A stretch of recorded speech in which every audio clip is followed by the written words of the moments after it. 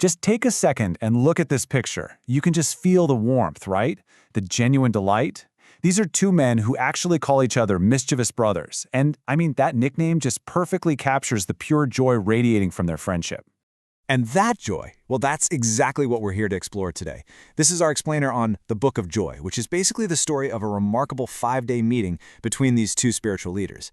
Our goal is to really distill their incredible wisdom on finding lasting happiness, especially in a world that feels, pretty turbulent. And that brings us to the central puzzle, doesn't it? These men have endured exile, oppression, some of the absolute worst hardships you can imagine. So the big question is, how? In the face of all that, did they become these profound symbols of hope and joy? Well, that's the secret we're going to try and uncover together. So, first things first, let's set the scene and really understand the context of this extraordinary friendship.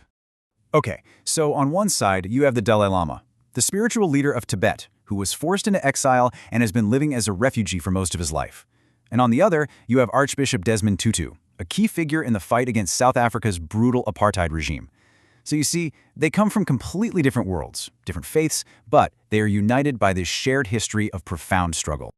So in 2015, they got together in India for what they pretty much knew would be their last meeting. And the purpose? Well, it was to celebrate their deep friendship for sure, but also to create something for all of us. They called it a birthday gift for others, and that gift became the Book of Joy. And it's this friendship that really forms the foundation for their most central and maybe most surprising teaching, the unexpected relationship between suffering and joy. During their conversation, the Archbishop just turned to his friend, who'd been in exile for over 50 years at this point, and asked him this incredibly direct question. Why are you not morose? I mean, how could you not be sad and bitter after everything you've lost? The Dalai Lama's answer is, well, it's completely unexpected. He doesn't just say he's learned to cope. No, he says he prefers the refugee life. He sees all that hardship as having given him more opportunities, more experience. It's just a totally radical way of reframing loss. And this right here, this reveals their core secret. For them, suffering isn't an obstacle to joy, it's the gateway to it. They explain that hardship actually has the potential to widen our compassion and deepen our empathy. As the Dalai Lama says, the suffering is what makes you appreciate joy. The Archbishop brings up this powerful example of Nelson Mandela. He argues that those 27 years Mandela spent in prison weren't just a waste of time. They were necessary. They transformed him, removing what Tutu called the dross and helping him become the compassionate, incredible leader who could unite an entire nation. So, okay, understanding that suffering can be a gateway is one thing, but knowing how to actually walk through it, that's another story. And this brings us to their practical guide, the Pillars of Joy. And what's so incredible is that modern science actually confirms this idea.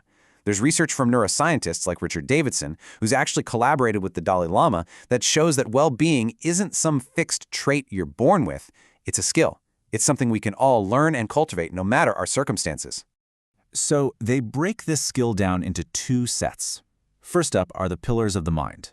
These are the qualities that shape how we see the world. We're talking about the ability to shift our perspective, to practice humility, to find humor, and a big one, to accept reality as it is, not just as we wish it were.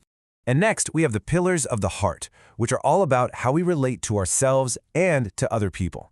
This is where you get forgiveness, so we can let go of the past, gratitude, so we can appreciate the present, compassion to connect with others, and generosity to act on that connection. All of these pillars, every single one, point toward a single powerful conclusion. True joy is never a solo pursuit. The Archbishop introduced this beautiful African concept of Ubuntu. It means, quite simply, that I am because you are. The idea is that our humanity isn't something we possess all on our own, it's something we share. We are all fundamentally interconnected. The Archbishop captures this idea just perfectly. It's a beautiful paradox, isn't it? The most direct path to our own joy is to focus on the joy of others. It isn't something you find, it's something you give. So the ultimate takeaway from their week together is that maybe we've been looking for joy in the wrong place all along. It isn't this self-centered pursuit. True, lasting joy is found when we turn outward, when we build connections, when we nurture our communities, and when we live with compassion for one another. And that leaves us with a final, powerful question to think about. And it's not about some grand gesture. It can be a kind word, a moment of patience, a small act of generosity. If joy is the reward for giving joy, what will you give today?